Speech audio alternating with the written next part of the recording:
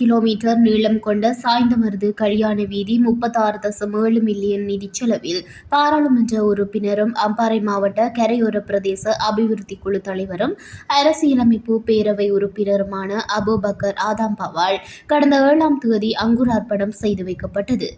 மட்டக்களப்பில் தங்குவதற்கு ஒரு சிறந்த மற்றும் சொகுசான இடத்தை தேடுகிறீர்களா? மட்டக்களப்பின் சொகுசான தங்குமிடம் ஏசி மற்றும் நான் ஏசி என உங்களுக்கு தேவையான அனைத்து வசதிகளுடன் கூடிய நேர்த்தியான அறைகள் இங்கே.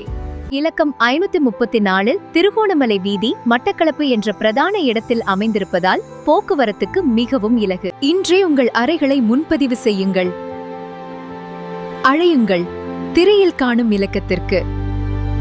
இந்நிகழ்வில் சாய்ந்தமருது பிரதேச செயலாளர் MM ஆசிக், வீதி அபிவிருத்தி அதிகார சபையின் அக்கரைப்பற்று பிராந்திய பிரதம பொறியியலாளர் AM உவாய்ஸ், கல்முனை நிறைவேற்று பொறியியலாளர் ZAM அஸ்மி, வீதி அபிவிருத்தி அதிகார சபையின் உத்தியோகத்தர்கள், பிரஜா சக்தியினுடைய தவிசாளர்கள், தேசிய மக்கள் சக்தியின் பிரதேச செயற்பாட்டாளர்கள், பொதுமக்கள் என பலரும் கலந்து கொண்டனர்.